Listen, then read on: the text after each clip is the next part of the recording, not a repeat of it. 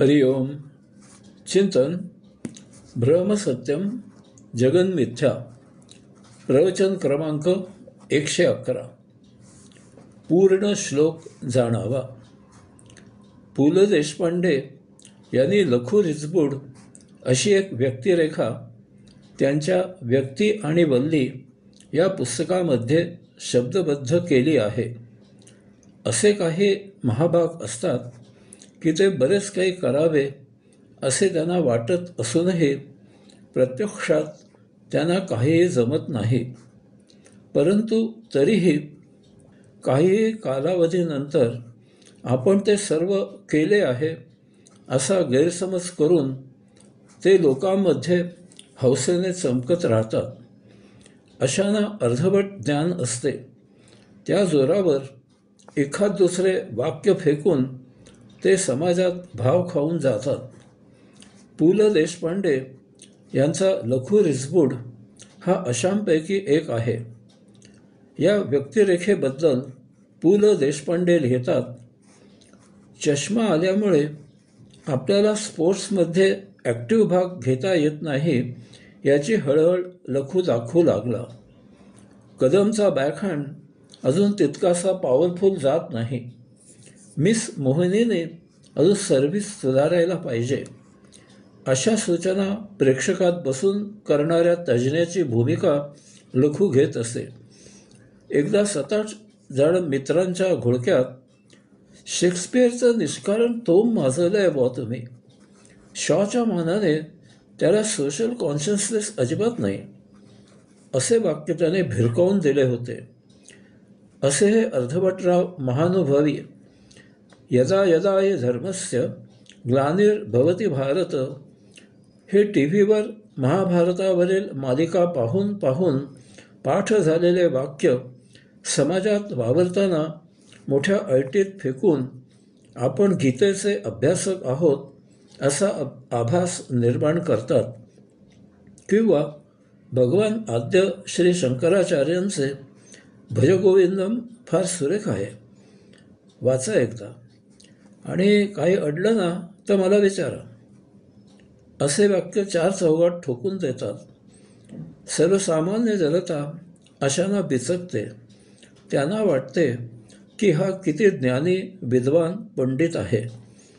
असेच एक मला भेटलेले स्वतःबद्दल गैरसमज असलेले महाविद्वान पंडित कायम चिंतामग्न चेहरा ठेवतात. माझे पु ल प्रेम पाहून ते एकदा मला म्हणाले, पु ल देशपांडे यांचं 75% साहित्य कचऱ्याच्या पेटीत फेकण्याच्या लायकीचं आहे. यावर मी काय बोलणार. त्यांना कोणी काही शंका विचारली की अति गंभीर मुद्रा करून सावकाश बोलत ते सांगतात, आलं लक्षात तुम्हाला काय विचारायचं आहे ते. नंतर सांगतो, या एकदा बसून चर्चा करू. तो बसायचा दिवस ते शिताफीने कधीही येऊ देत नाहीत. महान गुरु द्रोणाचार्यांनी अश्वत्थामा गतः एवढेच अर्धवाक्य ऐकून शस्त्र खाली ठेवले आणि समाधी लावली. पुढे नरोवा कुंजरवा हे ऐकलेच नाही. हे सर्व सांगायचे कारण असे की ब्रह्मसत्यम जगत मिथ्या असे अर्धवट सूत्र ऐकून त्यावर काही जण मूर्खासारखा परंतु मोठ्या थाटात ऐटीत प्रश्न विचारतात. आम्हाला जग प्रत्यक्ष दिसते, जाणवते, ते आम्ही वापरतो आणि जगतो. मग ते मिथ्या आहे असे शंकर कसे म्हणतात. ब्रह्मसत्य आहे असे सांगण्यासाठी शंकरना जगाला मिथ्या म्हणायला कशाला पाहिजे. जर जगत मिथ्या आहे तर ब्रह्माने ते निर्माण कसे केले. कारण सत्यामधून असत्य निर्माण होत नाही.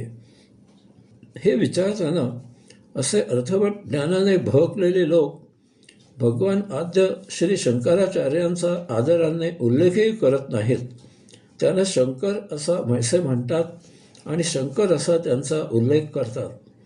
या अर्धवट रावांना शंकराचार्यांचे महात्म्य कसे समजणार. असे अर्धवट सूत्र माहीत असल्यामुळे गैरसमज घोटाळा होतो. मग यामधून चुकीचा अर्थ काढला जातो. यासाठी हे पूर्ण सूत्र विचारात घेऊन मग यावर भाष्य करावे. हे पूर्ण सूत्र असे आहे: ब्रह्मसत्यम जगन्मिथ्या जीवो ब्रह्मेव ना परः अनेन वेद्यम सच्छास्त्रमिति वेदांत दिंडिमहा. हे सविस्तर समजावे म्हणून याचा शब्दशः अर्थ न पाहता याचा स्वैर अनुवाद पाहू. ब्रह्म प्रत्यक्षात वास्तवात आहे, मात्र त्यामधून त्याच्यामुळे त्याच्याकरिता निर्माण झालेले ब्रह्मांड म्हणजे तमाम वस्तुजगत मिथ्या आहे. जीव ब्रह्मच आहे, जीव ब्रह्माहून निराळा नाही. हे आपण योग्य शास्त्राने जाणून समजून घ्यावे लागते. हे वेदांतामध्ये घोषित केले आहे. आता पुढची अडचण निर्माण होते ती म्हणजे मिथ्या या शब्दाचा असत्य, खोटा असा चुकीचा अर्थ माहीत असणे. यामुळे ब्रह्मसत्यम जगन्मिथ्या याचा गैरसमजाने अर्थ घेतला जातो. ब्रह्म सत्य आहे, परंतु जगत असत्य, खोटे आहे. आणि मग हे असे अर्धवट राव भगवान आद्यश्री शंकराचार्यांवर गरळ ओकू लागतात. अर्थात कुत्रा कितीही भुंकला म्हणून डौलात जात असलेल्या हत्तीला काही फरक पडत नाही. तो तिकडे पूर्ण दुर्लक्ष करून जात राहतो. आता आपण हे सर्व पुढील प्रवचनांमधून जाणून समजून घेऊ. हरिओम.